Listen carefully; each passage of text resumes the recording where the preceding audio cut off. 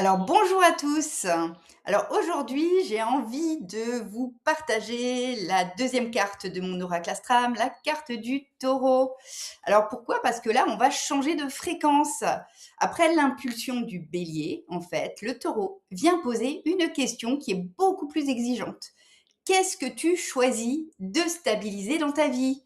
Alors le soleil entre en taureau ce 20 avril à 3h39 et sera conjoint avec deux astéroïdes que j'ai sélectionnés, c'est l'astéroïde Baucis et l'astéroïde Artémis. Alors Baucis, dans la trilogie Le langage de la microastrologie d'Héliastro, c'est l'aspiration à l'amour absolu. C'est un amour simple, un amour patient qui est profond, c'est un amour qui ne cherche pas à posséder, mais qui cherche à durer. Et à côté, il y a Artémis. Alors Artémis, c'est une énergie du féminin libre, de l'indépendance, de l'indomptable, de celle qui choisit, de celle qui ne se laisse pas enfermer, de celle qui préfère la quête à la possession. Donc ce qui se joue ici est plutôt clair. Entre le désir d'un lien profond et durable et le besoin de rester libre et souverain.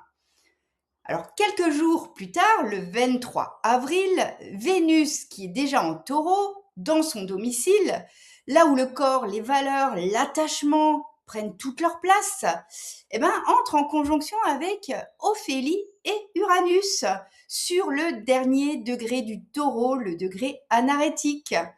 On arrive à un point de bascule, la fin d'un cycle. Uranus est en taureau depuis 2018 et s'apprête à quitter ce signe là sur la fin du mois.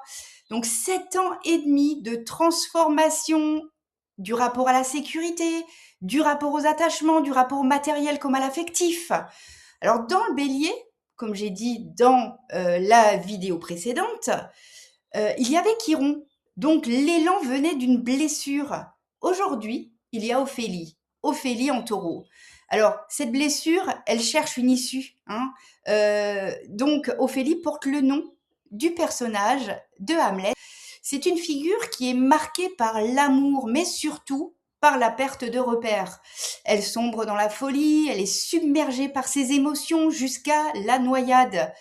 Dans le langage de la microastrologie, Ophélie, c'est cette sensation d'être inondée, d'être complètement dépassée, de ne plus voir clair dans ses émotions.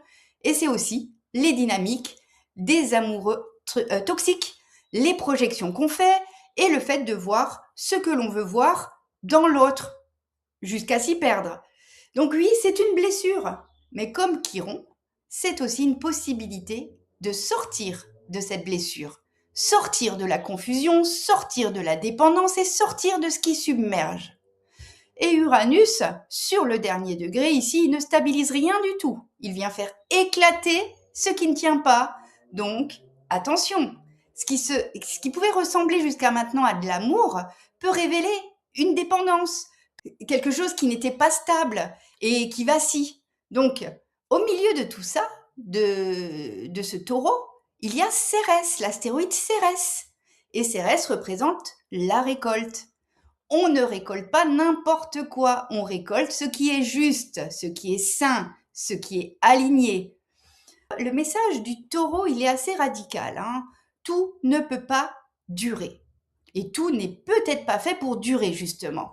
Alors après avoir agi avec le bélier, qu'est-ce que tu choisis de garder dans ta vie? Qu'est-ce que tu choisis de nourrir? Qu'est-ce que tu refuses de continuer à porter? Parce que rester, c'est pas toujours aimer. Partir, c'est pas toujours perdre.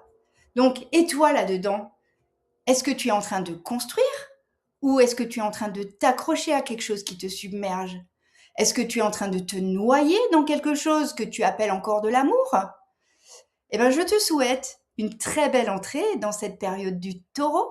C'est une période qui va permettre de stabiliser pour choisir, pour incarner et surtout une guérison du cœur.